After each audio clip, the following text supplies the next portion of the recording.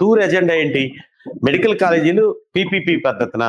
అయితే ప్రభుత్వం మాట చెప్తుంది, ఇది ప్రైవేటీకరణ అనే ముద్ర వేస్తున్నారు, ప్రజలు కూడా నమ్ముతున్నారు ప్రైవేటీకరణ కాదని. దీనికి సంబంధించి డెవలప్మెంట్ ఈ రోజు కోర్టు ఒక తీర్పు ఇచ్చింది. ఒక విధంగా ఎవరైతే పిటిషన్ వేశారో వారికి ఒక చురక కూడా అంటించింది.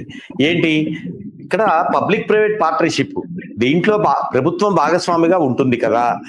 నిధులు లేమితో సంవత్సరాల తరబడి మెడికల్ కాలేజీలు కట్టకుండా నిరుపయోగంగా ఉండేదానికన్నా దీంట్లో భాగస్వామ్యంగా ప్రైవేటు వ్యక్తుల్ని, కేవలం ప్రైవేటీకరణ కాదు భాగస్వామ్యంగా ఉంటే వచ్చే నష్టమేముంది అని కోర్టు కూడా ఉదాహరించింది.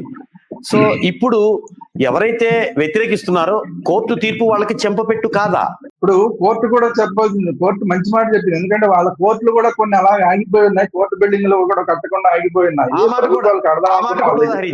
అదే కోర్టు బిల్డింగ్ కూడా కట్టకుండా ఆగిపోయి ఉన్నాయి. అందువల్ల ఏంటంటే ప్రభుత్వం దగ్గర డబ్బులు లేకపోతే మరి ఏం చేస్తాం, ఏదో రకంగా ముందుకెళ్ళాలి కదా అన్న ఉద్దేశంతో కోర్టు చెప్పింది. But at the same time court కూడా చెప్పాల్సింది ఏంటంటే ప్రభుత్వ మెడికల్ కాలేజీలకి పీపీపీ పద్ధతిలో వచ్చే మెడికల్ కాలేజీలకి తేడా ఉంటుందా ఉండదా? ఫీజు స్ట్రక్చర్ దగ్గర నుంచి మొదలు పెడితే అక్కడ అందే ప్రయోజనాలు, అంటే బాధితులు ఎవరైతే ఉంటారో, హాస్పిటల్కి వచ్చే వాళ్ళు ఎవరైతే ఉంటారో వాళ్ళకి కానీ, రిజర్వేషన్స్ అంశం కానీ, వీటన్నిటిలో ఏ తేడా ఉన్నదా? ఇది ఇది ఇది అండర్లైన్ చేయాలి. ఏ తేడా ఉండదా? గవర్నమెంట్ కాలేజీకి పీపీపీ మోడ్ లో చేసే కాలేజీకి ఏ తేడా ఉండదా? పీపీపీ మోడ్ లో చేసేదానికి, ప్రైవేటైజేషన్ చేసేదానికి తేడా ఉంటుంది. గవర్నమెంట్ దానికి ప్రైవేట్ దానికి తేడా ఉంటుంది. At the same time government దానికి పీపీపీ దానికి కూడా తేడా ఉంటుందా ఉండదా అన్న దాన్ని కూడా మరి కోర్టులు స్పష్టం చేస్తే బాగుండేది. అది చెప్పాల్సింది ప్రభుత్వం చెప్పాలి. ప్రభుత్వం ఇప్పుడు దాకా క్లారిటీ కరెక్ట్ గా లేదు. మేము చూసుకుంటాం, మా ఆధ్వర్యంలో నడుస్తాయంటుంది. కానీ ఎవరన్నా, మనం ఇంతకు ముందు కూడా మనం మాట్లాడినప్పుడు కూడా ఈ అంశాన్ని మాట్లాడాం, ఎవరైనా ఒక పెట్టుబడిదారుడు వచ్చి పీపీపీ లో పెట్టుబడి పెడతాడంటే అతనికి లాభం రావడానికి పెట్టుబడి పెడతాడా, అతను సంఘ సేవ చేయడానికి పెట్టుబడి పెడతాడా? ఈ బేసిక్ క్వశ్చన్ మనం ఆన్సర్ చేసుకోవాలి. అంటే అతనికి ఎంతో కొంత ₹1 లబ్ధి జరిగితేనే అతను పెట్టుబడి పెడతాడు. అంటే గవర్నమెంట్ కాలేజీ కన్నా ₹1 ఎక్కువ అయితేనే అతనికి గిట్టుబాటు అవుతుంది. ఈ మినిమం నాలెడ్జ్ అనేది మినిమం ఇంతో అంత చదువుకున్నాడికైనా చదువుకోనాడికైనా తెలుస్తుంది. ఈ తేడా ఉన్నదా లేదా దీని మీద కూడా సమాధానం చెప్పాలి. మనం కన్స్ట్రక్షన్ విషయం మాత్రమే కోర్టు చెప్తే కాదు, కన్స్ట్రక్షన్ అయిపోయిన తర్వాత నెక్స్ట్ ఫీజు స్ట్రక్చర్ గురించి, మిగతా గురించి కూడా కోర్టు క్లారిటీ ఇచ్చినా, ప్రభుత్వం క్లారిటీ ఇచ్చినా దీనికి ఒక క్లారిటీ వస్తుంది. లేదా ఖచ్చితంగా పేదవాడికి ఎంతో కొంత అన్యాయం జరుగుతుంది ఈ విధానంలో, గవర్నమెంట్ కాలేజీ కన్నా పీపీపీ లో ఎంతో కొంత అన్యాయం జరుగుతుంది, లేదంటే ఎంతో కొంత భారం పడుతుంది అన్నప్పుడు ప్రతిపక్షాలు దాని మీద మాట్లాడతాయి. తప్పే ఉంది. ప్రజల్లో కూడా దీని మీద ఎందుకని యాక్సెప్టెన్స్ వస్తుంది?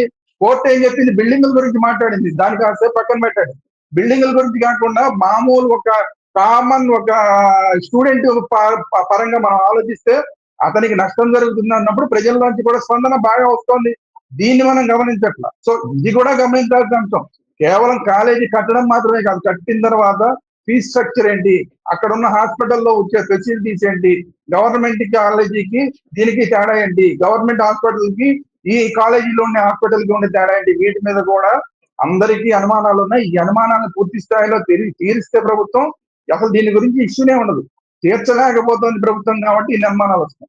ఇప్పుడు ఏదైతే పీపీపీ విధానాన్ని ప్రతిపక్షంగా ఉన్న పార్టీ వైసీపీ వ్యతిరేకిస్తోంది, పబ్లిక్ వ్యతిరేకిస్తున్నారా లేదా అనేది ఈ రోజు జగన్ టూర్ సక్సెస్ అయితే అది ప్రజలు వ్యతిరేకిస్తున్నట్లు అనుకోవచ్చా? దీనికి ప్రామాణికం ఏంటి? మీరా మీ మైక్ తీసుకెళ్లి మామూలు కామన్ మ్యాన్ దగ్గర ఎక్కడన్నా పెట్టండి. మినిమం ఏమైనా గవర్నమెంట్ కాలేజీకి పీపీపీ మోడల్కి ఏమైనా తేడా ఉంటుందనుకుంటున్నావా ఉండదనుకుంటున్నావా అని చెప్పి మీ మైక్ తీసుకెళ్లి పెడితే ఎవరి దగ్గరికి వెళ్ళినా సమానం చెప్తారు. ₹1 తేడా ఉన్నా ఈ రూపాయి తేడా మాకు అనవసరంగా మా మీద భారం పడుతుంది కదా అని అడుగుతారు సామాన్యులు. అది అడగడం తప్పంటే ఎలాగా? అది అడగడం తప్పంటానికి వీల్లేదు. అట్ ది సేమ్ టైం ఇప్పుడు ప్రభుత్వం దగ్గర డబ్బులు లేకపోవడానికి కూడా కారణం గత ప్రభుత్వం. ఆ ప్రభుత్వం చెప్పేదేమో అంతకుముందు గత ప్రభుత్వం. అంటే ఓవరాల్ గా ప్రభుత్వాలు అనవసరమైన విషయాల్లో ఎక్కువ ఖర్చు చేసి ఇలాంటి కన్స్ట్రక్షన్ చేయడానికి కానీ, లేదంటే హాస్పిటల్స్ కట్టడానికి కానీ, లేదంటే కాలేజీలు కట్టడానికి కానీ, లేదా స్కూల్స్ కట్టడానికి కానీ, ఇలాంటి వాటికి ఇప్పుడు డబ్బులు లేదని చెప్పడం నిజంగా సిగ్గుచేటు. అది ఏ ప్రభుత్వం చెప్పినా, గతంలో జగన్మోహన్ రెడ్డి వచ్చిన 17 కాలేజీలు కట్టించలేకపోయినా ఇప్పుడు ఉన్న వాళ్ళు దీన్ని పీపీపీ మోడ్లోకి వెళ్తాము, మా దగ్గర డబ్బులు లేవని చెప్పినా సిగ్గుచేటు. ఎందుకంటే ప్రభుత్వం చేయవలసింది ఇవే చేయాలి, మిగతావన్నీ చేయమని ప్రభుత్వాన్ని పెట్టుకోరు. ప్రభుత్వం చేయవలసిందే విద్య, వైద్యం, ఈ న్యాయ వ్యవస్థ, ఈ 3 అందుబాటులో ఉండాలి, ప్రజలు కోరుకుంటారు. లేకపోతే ప్రభుత్వంతో మనకి పని ఏంటండి? ప్రభుత్వంతో మనకి పని ఏంటి? అన్ని ప్రైవేటైజేషన్ చేసుకుంటూ వెళ్తే ప్రభుత్వం అసలు మనకెందుకు? ప్రభుత్వంతో పని ఏంటి మనకి? ఎవడా ఇప్పుడు మిమ్మల్ని తీసుకెళ్లి సీఎం, రేపు మీకు బోర్డు సీఎం అని మీకు తగిలిచ్చి మీకు 10 మంది మంత్రులు ఇచ్చి మీరు చేయండి అంటాం. దానికి ఎలక్షన్ పోవడం ఓ ప్రైవేట్ కంపెనీ కూడా నేను అందరికన్నా బాగా కోట్ చేస్తాను, టెండర్ వేద్దాం, ప్రభుత్వంగా ఎవరు టెండర్ ఎక్కువ ఎవరు పాడితే వాడికి టెండర్ అని చెప్పి ఒక టెండర్ పద్ధతిలో ప్రభుత్వాన్ని ఏర్పాటు చేసుకున్నావా?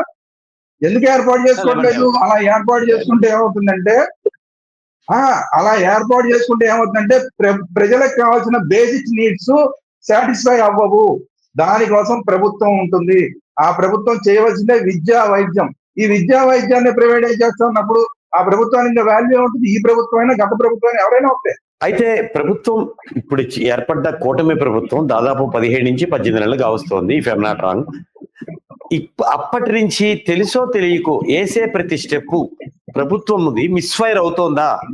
ఎందుకంటే గతంలో పవన్ కళ్యాణ్ ఏదైతే ఉదహరించారో, మా అన్నయ్యని అవమానించారు, మా అన్నయ్య బతికిలాడాడు, నేను ఆ టైప్ కాదు, సినీ పెద్దలంతా వెళ్ళినప్పుడు ఏదైతే జగన్మోహన్ రెడ్డి తీరును విమర్శించారు, కానీ అసెంబ్లీలో జరిగిన దానికి రిప్లై ఇస్తూ సాక్షాత్తు చిరంజీవే ఆయన చక్కగా రిసీవ్ చేసుకున్నారు, ఆయన పని చేసి పెట్టారు, మేము అడిగింది చేయటం వల్ల కొంతమందికి లబ్ధి చెందింది, లబ్ధి చేకూరిన వారిలో నా సినిమా వాల్తేరు వేరై ఉంది, వీర నరసింహారెడ్డి బాలకృష్ణ ఉందని కోడి చేశారు. అంటే ఇక్కడ ఏదైతే నిందలు పడ్డాయో వైఎస్ జగన్మోహన్ రెడ్డికి, ఎవరైతే నిందలు ఎవరి వల్ల అయితే వచ్చాయో వాళ్ళే క్లీన్ చీట్ ఇచ్చినట్టు అయిపోయింది. ఆ రోజు చిరంజీవి బతిలాడాడు, ఆయన బతిలాడించుకున్నాడు, నమస్కారానికి ప్రతి నమస్కారం కూడా పెట్టలేదని అపవాదు అందుకున్న జగన్మోహన్ రెడ్డికి చిరంజీవే క్లీన్ చీట్ ఇచ్చినట్టు అయింది. అలా ప్రతి సంఘటన మిస్ఫైర్ అవుతోందా? ఈ మిస్ఫైర్ అవడానికి ఏంటి రీజన్? అంటే దాన్ని ఇప్పుడు చిరంజీవి గారి విషయంలో వేరండి. చిరంజీవి గారు అసలు ఇప్పుడు మనం అనుకుంటున్నాం, ఇప్పుడు అందరూ చాలా మంది అనుకుంటున్నారండి ఇప్పుడు క్లారిటీ ఇచ్చారు అనుకున్నాడు. ఎప్పుడో క్లారిటీ ఇచ్చాడు.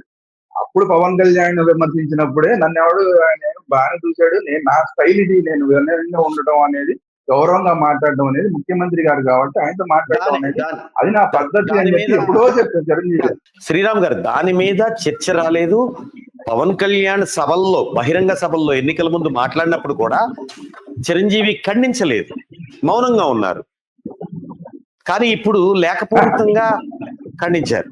అదే ఇప్పుడు అదే అంటున్నా. ఇప్పుడు ఆయన తర్వాత ఆయన తన తమ్ముడు బాగా రాజకీయాల్లో బాగా రాణించాలనుకున్నాడు. ఒకసారి చెప్పేసినాక దీని గురించి మాట్లాడక్కర్లేదు అనుకున్నాడు. ఆ తర్వాత రాజకీయంగా వాడుకున్నారు పవన్ కళ్యాణ్.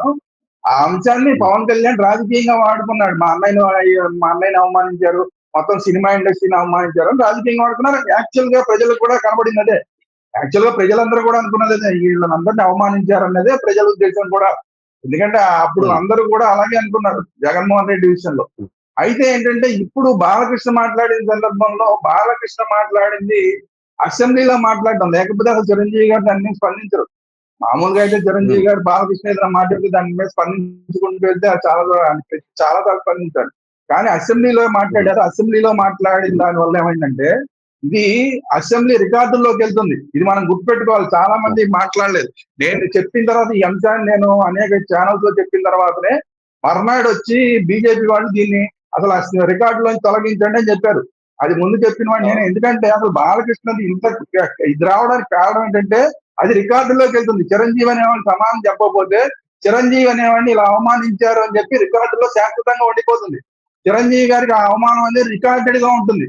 అందువల్లనే చిరంజీవి గారు స్పందించాల్సి వచ్చింది, అమెరికాలో ఉన్న స్పందించాల్సి వచ్చింది. సో ఈ మొత్తం వ్యవహారం అంతా కూడా చిరంజీవి గారికి అపఖ్యాతి కలిగించేలాగా తయారైంది కాబట్టి దాని రికార్డింగ్ లో తొలగించాల్సిన పరిస్థితి వచ్చింది. చిరంజీవి గారు కూడా రెస్పాండ్ అవ్వాల్సిన పరిస్థితి వచ్చింది. హలో, తెలుగు రాజ్యం ఛానల్ చూస్తున్నారా? సామాజిక, రాజకీయ, జీవన చిత్రణే తెలుగు రాజ్యం. అతిశయోక్తులు, అసత్యాలు ఉండవు. రాజకీయ కోణం కాదు, ప్రజా కోణమే కొలబద్ద. తెలుగు రాజ్యం వీక్షణ మీ ఉత్తమ అభిరుచికి నిదర్శనం.